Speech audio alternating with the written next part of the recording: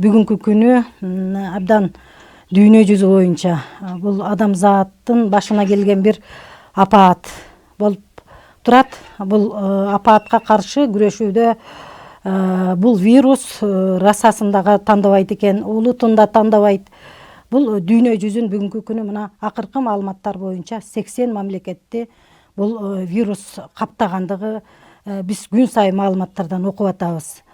Анан бул жерде окумуштуулардын пикирине сөзсүз түрдө биз таянышыбыз керек. Вируска каршы мергенчи деген каймана атка татыктуу болгон көрүнүктүү окумуштуу Вертиан Липкин айткан. Бул чек арасы жок деген, илимдин чек арасы жок деген.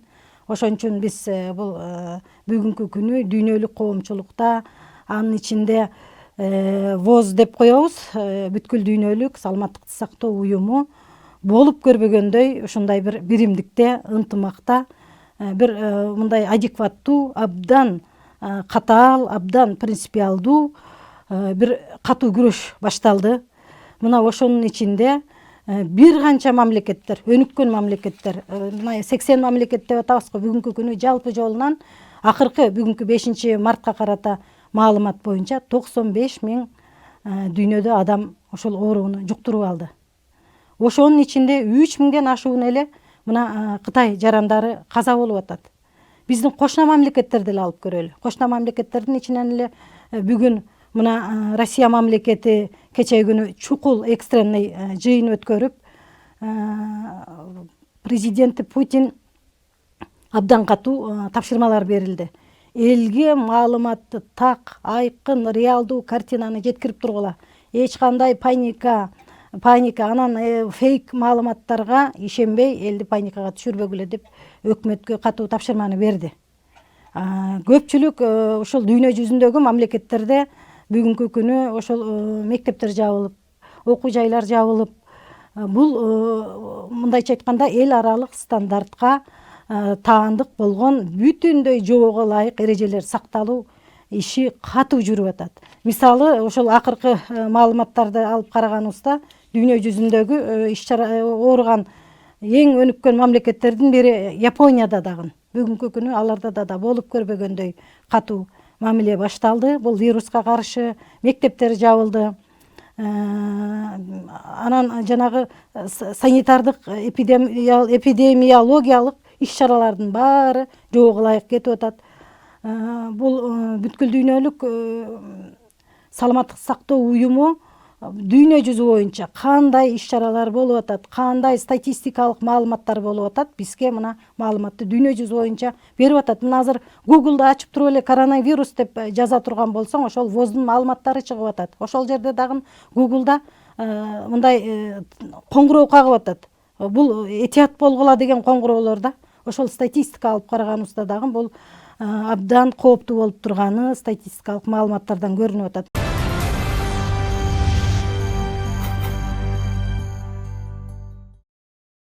Бул вирус биринчи мына Кытайда катталбадыбы, Кытайда катталып, мына ошол Кытайдагы вирустун ар кандай мындай так маалымат, так эмес маалыматтар, ушак айыңдар, ошол учурда паникага түшүргөн фейк маалыматтар дагы абдан мындай тарагандыгы бул жашыруун эмес. Мисалы, январь айынын аягында эле америкалык Washington Times газетасына ошондой бир когалаңдуу статья жарык көрөт. Мына ошол когалаңдуу статьяда алар негизги мындай булак катары алган жанагы Израилдеги биологиялык курал боюнча адис, мурунку чалгынчы ошол КГБшник деп коебуз го биз, ошол мурунку чалгынчынын берген Кытайдагы Ухан шаарында лабораториялары жөнүндөгү маалыматтарын бурмаланып, анан ал бурмаланган маалыматтардын баары дүйнөгө тарап кетпедиби? Булар эмне деп атат? Бул вирусту атайын Ухан шаарындагы лабораторияда биологиялык курал катары булар ойлоп табылган жасалма вирус деп булар аябай мындай когалаңдуу статья таратат. Ошол эле учурда Washington Times'тын чуулгандуу статьясынан кийин бир канчалаган ошол массалык маалымат каражаттары буга каршы бул когалаңдуу жалган маалымат экендигин далилдаган информациялар аябай чыкты, кенен чыкты да. Ошол эле учурда Америкадагы Кытайдын элчиси дагы бул маалымат таптакыр чындыкка дал келбегенин, куру доомат, жалган жала экендигин элчи өзү да айтып чыкты. Ошон үчүн бул келип туруп эле бул жараткандын бир адам баласына берилген чоң сыноосу, бул чоң апаат. Ошон үчүн биз ар кандай мындай маалыматтарды чындап келгенде иликтеп, илимпоздордун атайын мындай официалдуу маалыматтарды өзүбүз ирге окушубуз керек экендигин мына бүгүн даана өзү анализденип көрүлүп атат да. Анан экинчиден ошол башка мамлекеттер бул Кытай өлкөсүнө жогору баа берип аткандыгы байма-бай информациялык маалыматтар да чыгып атпайбы? Мына ошолордун ичинен бул Кытай ушул эле бул вирус менен күрөшүүдө эмне иштерди жасай алды?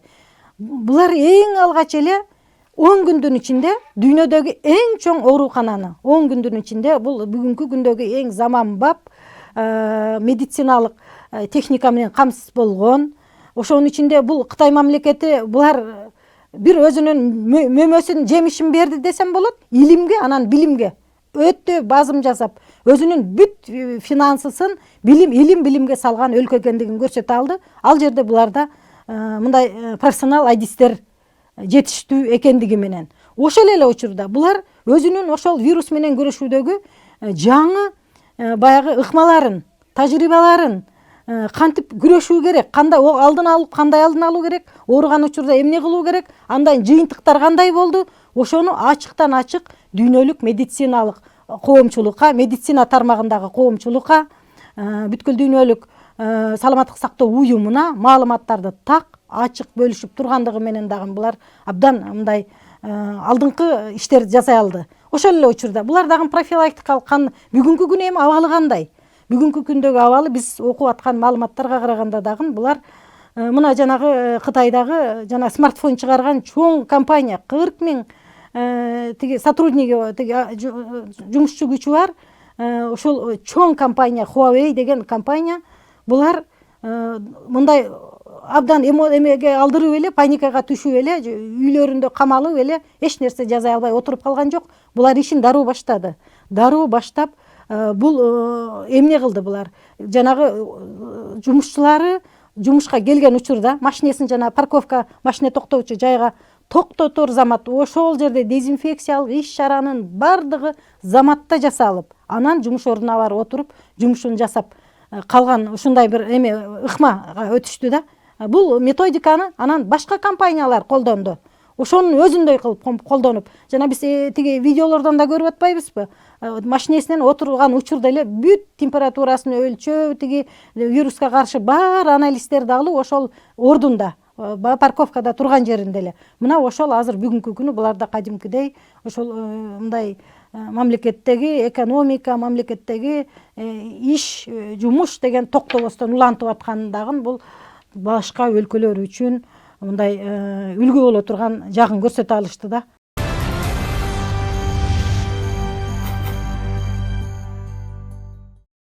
Кытайдагы вируска каршы күрөшүүдө эми биз дүйнөлүк бул вируска каршы күрөшүш жөнүндө сүйлөп атпайбызбы?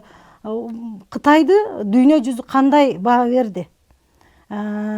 Бүткүл дүйнөлүк саламаттык сактоо уюму өзүнүн тынымсыз жыйындарын өткөрүп, Женевада дагы чоң жыйын болуп, мына ошол жерде дагы абдан маселе көтөрүлүп, ошол бүткүл дүйнөлүк саламаттык сактоо уюмунун генералдык директору дагы өтө жогору баа берди. Ал минтип айтты: Кытай бүгүнкү күнү булар болуп көрбөгөндөй өзүнүн принципиалдуулугун, өзүнүн улуу держава экенин, өзүнүн ушундай элинин маданиятын көрсөтө алган эл болду. Булар вирус менен күрөшүүдө жаңы стандарттарды калыптандырды.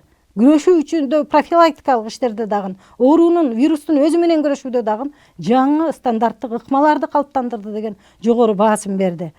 Андан сырткары бүткүл дүйнө жүзүнөн жанагы социалдык тармактарда, интернет аркылуу жаштар, мына Россияда деле бир топ мен ошол сайттардан карадым, жанагы Ухан шаары баягы Держис Ухан, Держис Кытай деген ушундай ураандар бул актуалдуу бойдон келатат да. Бул жагынан алып караганда дагы Кытай мамлекети чынында өзүнүн маданияты менен, өзүнүн экономикалык зор потенциалы менен, анан элинин тартиби, дисциплинасын менен булар өзүнүн ушунчалык бир бул апаатка каршы күрөшүүдө бир туруктуу позицияларын көрсөтүп, дүйнө жүзү мындай сабак ала турган, үлгү ала турган өздөрүнүн бир мындай үлгүлүү жүзүн көрсөтө алды да.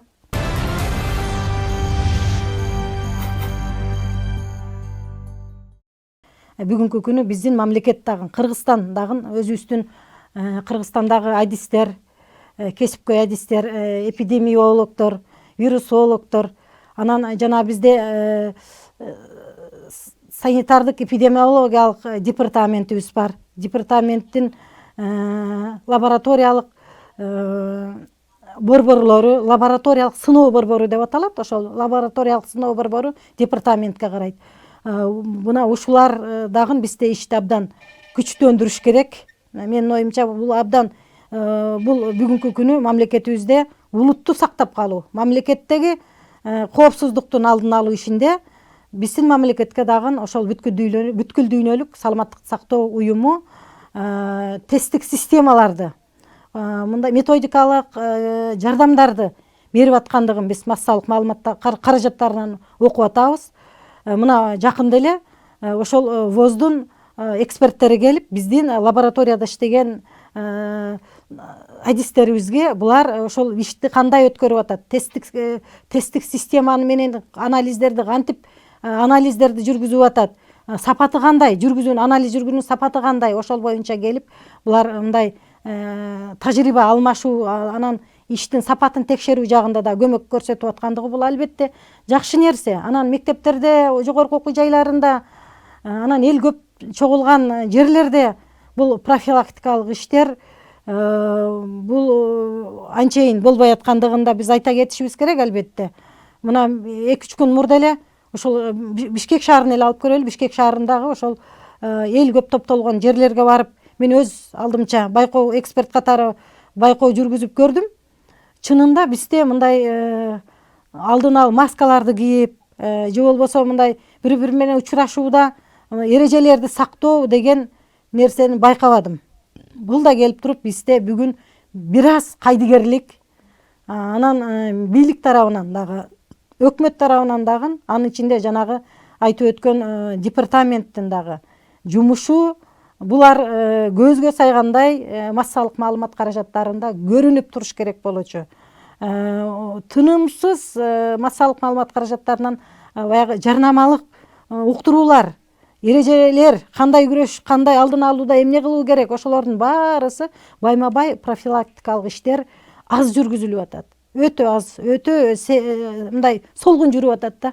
Ошон үчүн мен ошол биринчиден ошол социалдык тармакта көп иштеген адис катары, ошол болгондо дагы саламаттык сактоо тармагындагы ошол вирус менен иштөө, мондой чукул маселелер, чукул жыйындарда катышып ошол алдын алуу иштерин уюштуруучу адис катары мен бүгүнкү күндөгү биздеги өтүп аткан иш-чаралардын начар деңгээлде өтүп аткандыгына албетте мындай кооптонуп турам. Мына кече эле күнү жанагы Кызыл Жарым ай коому Азия-Мол соода борборунда иш-чараларды өткөрүп атты. Ошондой иш-чаралар күндө тынымсыз өтүп туруш керек бизде. Тынымсыз бала бакчадан баштап ошол Кыргызстандагы ар бир жаран бул вирус жөнүндө маалымдуу болуш керек. Алдын алууда эмне иштерди жасаш керек, гигиенаны кандай сакташ керек, ушул жөнүндө профилактикалык иштер жөнүндө ар бири маалымдуу болуш керек. Анан экинчиден бул дүйнөлүк бүгүнкү күндөгү мына 95 000 адам деп атабыз го. Эки эле күндүк статистикалык маалымат 2000ден ашуун адам 2 күндө ооруптур. 2000ден ашуун адам 2 күндө жуктуруп алыптыр. Бул өтө коркунучтуу илдет болуп атат, бат тараган. Ошон үчүн бат тараганда дагы адамзатта ушул адамдар арасында 60тан ашкан кар-картаңдар көбүрөөк бул вируска баягы иммунитет төмөн, бат чалдыгып калып аткандыгы, каза болуп жаткандардын көпчүлүгү ошол улгайган кишилер болуп атат. Ошон үчүн мен айтар элем, бизде дагы ошол картаңдарыбызды аман сакташыбыз керек. Мондой эл топтолгон жерлер, маданий массалык иш-чаралар, майрамдык иш-чаралар, той топур дегендер, Куран окутуу деген жерлерде бул ошондой жерге эл көп барат эмеспи? Ошондой иш-чараларыбызды дагы бүгүнкү күндө мындай бир катуураак көзөмөлгө алып, биз дагы бир адекваттуу, абдан принципиалдуу иш-чараларды күчөтүшүбүз керек.